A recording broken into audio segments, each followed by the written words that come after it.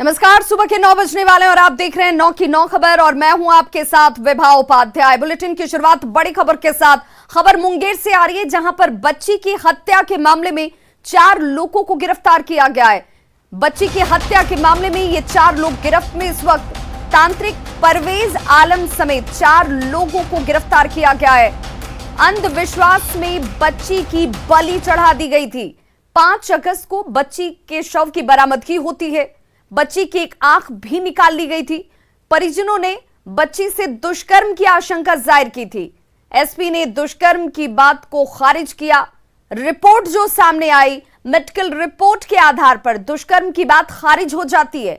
4 अगस्त को बच्ची लापता हुई थी और सामने इस वक्त जानकारी बढ़ी ये कि अंधविश्वास में इस बच्ची की बलि चढ़ा दी गई। कुछ इस तरह से ये तमाम चीजें सामने आई और पुलिस के मुताबिक जो परहम निवासी दिलीप कुमार हैं, संतान की चाह में खगड़िया के कुरमाही के परवेज आलम नामक तांत्रिक से मुलाकात करता है। तांत्रिक ने दिलीप की पत्नी को ठीक करने का आश्वासन दिया और अपना जादू टोना शुरू कर दिया। तांत्रिक ने पहले रोहू, मछली और मुर्गे की बलि चढ़ाई, जिसके बाद महिला गर्भवती हो जाती है। तब गर्भ की रक्षा के लिए तांत्रिक ने इंसान की बलि देने और उसकी एक आंख का खून लाने को कहा, जिसके बाद दिलीप ने अपने 2 दोस्तों के साथ मिलकर उस बच्ची का अपहरण किया और देर रात उसकी बलि चढ़ा दी। उसने उसकी आंख फोड़कर उसके खून से सने कपड़े से ताबीज बनवाई और अपनी पत्नी को पहनाया। पुलिस ने ताबीज और खून से सना कपड़ा भी फिलहाल बरामद कर लिया है। आरोपियों ने बाद में बच्ची के शव को ईंट भट्ठे के पास फेंक दिया था, जिसके बाद पुलिस अपनी तहकीकात में तमाम बिंदुओं को खंगालती गई और अब अंधविश्वास में इस बच्ची की बलि चढ़ाए जाने की बात सामने आई है।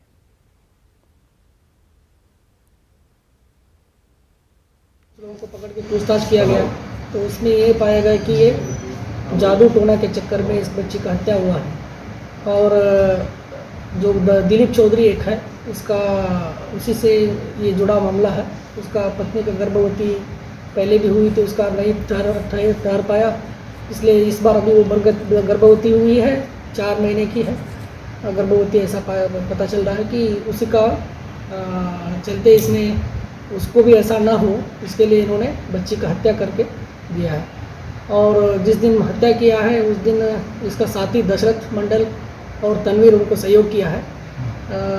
और जिस हत्या करने के बाद तुरंत ये दिलीप चौधरी जाता है बाबा के पास, ओझा जो है, वो जो खगड़िया के रहने वाले हैं, उनके पास जाके वहाँ तवीज़ बना के लेके आके घर पे रखता है। उसको भी सीज कर दिया गया। हमारा और डेड बॉडी जहाँ मिला था उसके अगल बगल में भी धूप और कुछ सामान बरामद हुआ है और जहाँ मुर्गी पार्क है उसके बगल में भी कुछ सामान बरामद हुआ है। हम लोग वो सीजर से बना दिया गया है और इनको चारों को गिरफ्तारी करके जेल भेजा है।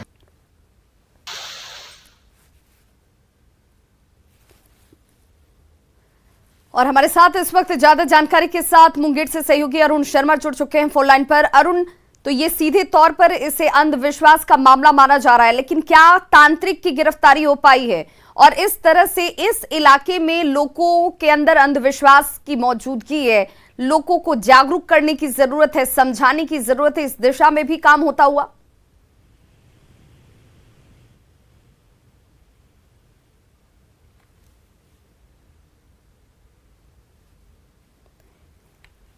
तो देखिए, इस पूरे घटना के पीछे जो वजह निकल कर आ रही है वो रियली यहां पर लोगों को समझाने वाली भी है, लोगों को सचेत करने वाली भी है। और आज के इस दौर में अंधविश्वास के इस मकड़ जाल में लोग फंसे हुए हैं, उसकी एक बानगी भी नजर आती है।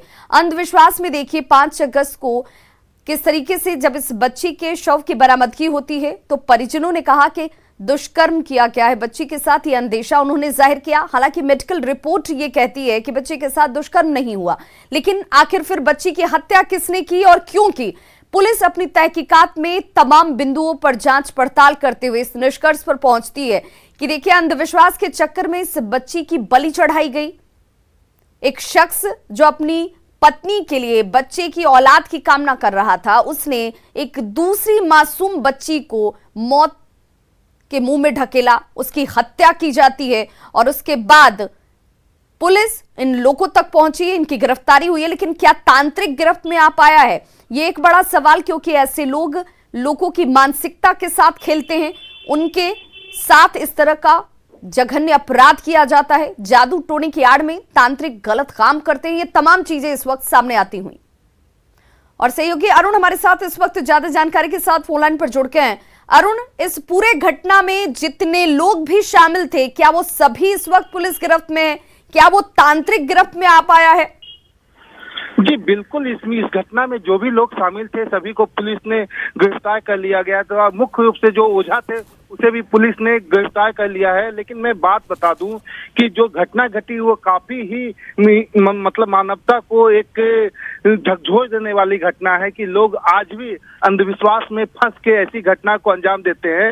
ये बता सकते हैं कि 5 बच्चों की चाहत, 5वें बच्चे की चाहत में एक अन्य बच्चे की हैवानियत से बलि दे दी गई। जी अरुण, जिस तरह से आप बता रहे हैं, या फिर इस इलाके को भी मैं समझना चाहूंगी आपसे कि क्या ये इलाका इतना पिछड़ा हुआ है, क्या यहाँ पर लोगों के अंदर अंधविश्वास की मौजूदगी है, लोग इस तरह के चक्कर में पड़ते हैं, तांत्रिकों का यहाँ पर कह लें एक तरीके से कि लोगों की मानसिकता पर उसका असर दिखता है?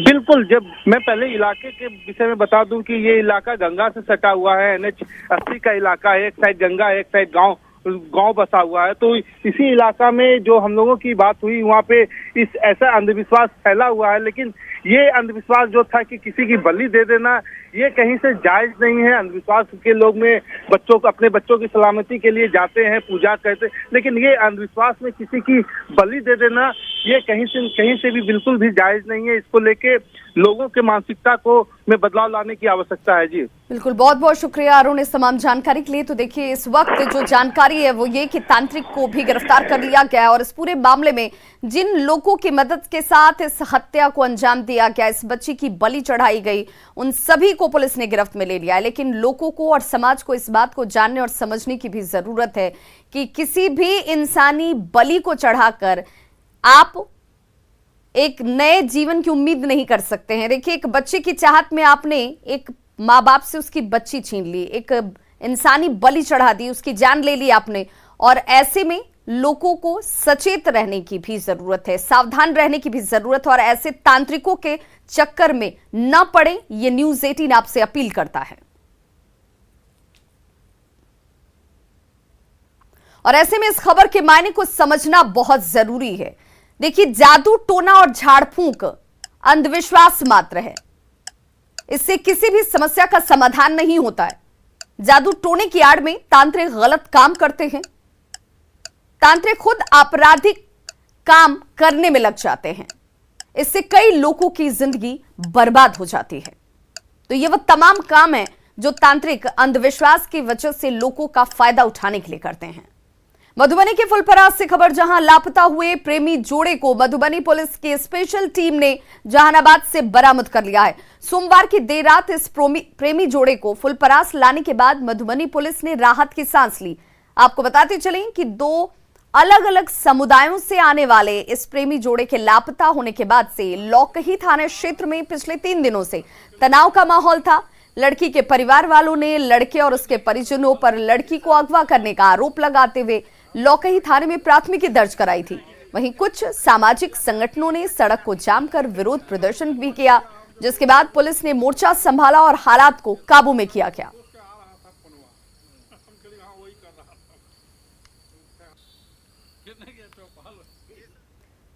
खबर बक्सर से, जहां जिले में गंगा नदी खतरे के निशान से ऊपर बह रही है।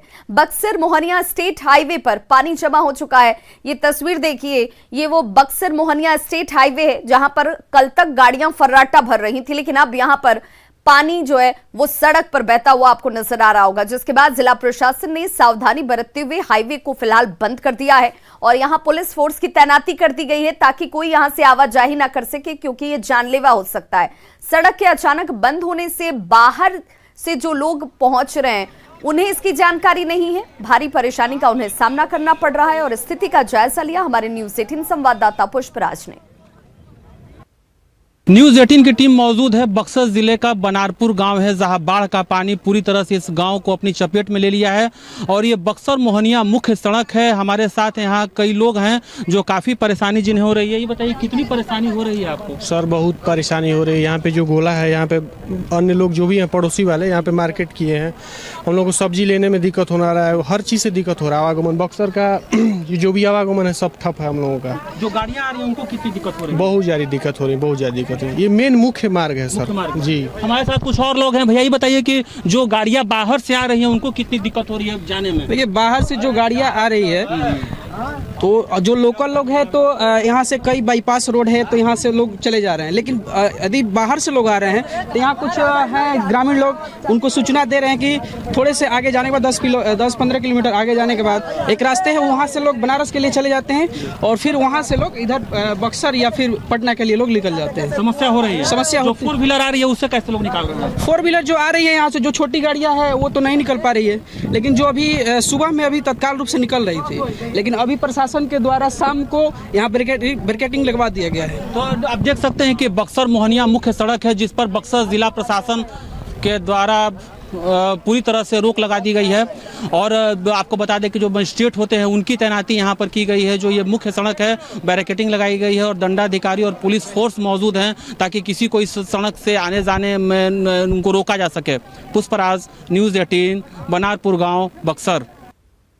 अब इस खबर के मायने को जरा समझते हैं। देखिए, सड़क पर पानी आने की वजह से आवाजाही इस वक्त खतरनाक हो चुकी है और इस वजह से यहां पर रोक लगाई गई है। तुरंत जिला प्रशासन ने एहतियाती कदम उठाया। बक्सर मोहनिया स्टेट हाईवे की निशानदेही कर दी। स्टेट हाईवे पर वाहनों की आवाजाही पर पूर्ण रूप से रोक लगा दी गई है। आवाजाही बंद होने से अब लोगों को खासी परेशानियों का सामना करना पड़ रहा है क्योंकि एक मुख्य मार्ग और इस मार्ग पर अब पानी आ चुका है। आवाजाही पूरी तरह से ठप है।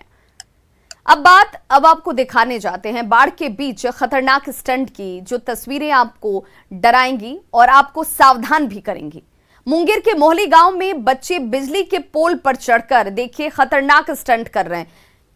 इन जगहों को, इन तस्वीरों को अगर आप देखेंगे तो आपको देखकर भी डर लगेगा क्योंकि ये बिजली के खंबे और वायरिंग का इस्तेमाल करते हुए उसके जरिए यहां पर खतरनाक स्टंट कर रहे हैं। इन बच्चों को कोई रोकने वाला यहां पर दूर दूर तक नहीं है, कोई इन्हें टोकने वाला नहीं है। ग्रामीणों का कहना है कि गांव में सालों से बिजली का पोल लगा हुआ है लेकिन तारों में बिजली नहीं आई है और इसीलिए बच्चे बाढ़ के दौरान इस पोल पर स्टंट करते हैं। लेकिन भले इन तारों में बिजली ना हो, लेकिन जो पानी है वो जानलेवा हो सकती है। इस तरह का स्टंट जानलेवा हो सकता है। पानी का वेग और यहां पर उसका जलस्तर कभी भी बढ़ सकता है। आप तस्वीरें देख सकते हैं कैसे बच्चे पोल पर चढ़ते हैं और फिर तार से झूलते हुए नीचे पानी की तेज धारा में वो डुबकी लगाते दिख रहे हैं। इनसे ये जरूर न्यूज़ 18 अपील करता है कि लापरवाही ना करें। ये लापरवाही आपकी जान के लिए खतरनाक हो सकती है। अभिभावकों को भी चाहिए कि वो बच्चों को ऐसा करने से रोकें। नहाते हैं, उस पोल पर चढ़ते हैं, कूदते भी हैं। दो पोल गंगा जी में चले गए कट के। कितना पोल गंगा जी में चला गया था, कितना ट्रांसफार्मर भी चला गया गंगा जी। अच्छे बच्चे कूदते तो उनको मना आप लोग नहीं कहते हैं? मना जो रहेगा वही मना करेगा, बच्चा को कौन मना कर सकता है? मना करेगा, लाइन रहेगा तब तो। अच्छा, लाइन जब ही नहीं तो मना कौन करता है? जो मर्जी जो करता है धुपता है चलता तो उनसे उनको कोई नुकसान नहीं होता है? क्या, जब लाइनें है तो नुकसान क्या होगा?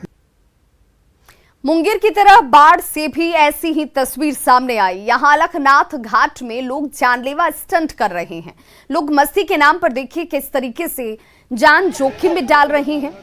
संवाददाता अनिरुद्ध की रिपोर्ट देखिए और ये रिपोर्ट देखकर आपको अंदाजा लग जाएगा कि ये स्टंट खतरनाक है। हम पूछेगा बोलेगा उधर उधर क्या नाम हुआ? राजकमल जी अभी क्या कर रहे हैं आप? नहा रहे हैं। तो ये स्टंट बाज हो रहा है, मजा आता है? ये मजा आता है। डर नहीं लगता? डर नहीं लगता। लेकिन लगातार जो है गंगा का जलस्तर बढ़ गया है, लोग डूब रहे हैं, तो ऐसे में आपको नहीं लगता कि माता पिता परेशान हो जाएंगे अगर हम डूबे तो? आज बाबा बोला जिनको तैरना आता है, हमरे स्तर से कुछ भी हो सकता है।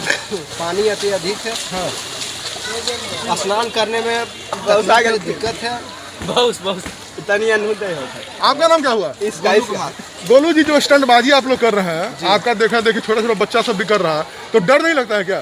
सर तैरने में एक्सपर्ट है करने एक्सपर्ट है जी। कहीं कुछ अनहोनी हो जाए तो नहीं, उसके लिए हम सब है ना। जिसको तैरने नहीं आता देखिए उसको कर रहा है, जिसको आता है थोड़ा बीच में नहीं जाता है।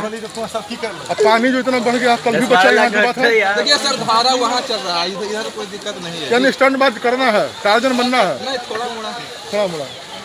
तो आपने सुना कि लोगों ने कहा थोड़ा मोड़ा स्टंटबाज करना है, लेकिन न्यूज़ 18 अपील कर रहा है कि ऐसा काम ना करें जिससे जान को खतरा हो। अनिरुद्ध, न्यूज़ 18 बाढ़। और अब आइए इस खबर के मायने को भी समझ लेते हैं। निचले इलाकों में बाढ़ हर साल आती है, ये लोगों के अब नियति से बन चुकी है। लोग बाढ़ के बीच रहना सीख जाते हैं। कई लोग तो बाढ़ आने का इंतजार करते हैं।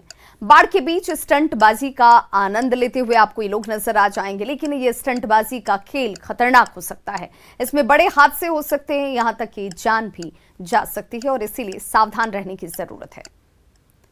और चलिए अब खबर अरवल से, जहां पर अरवल जेल में जब्त की गई शराब को सुरक्षित रखना पुलिस के लिए चुनौती बन गई है।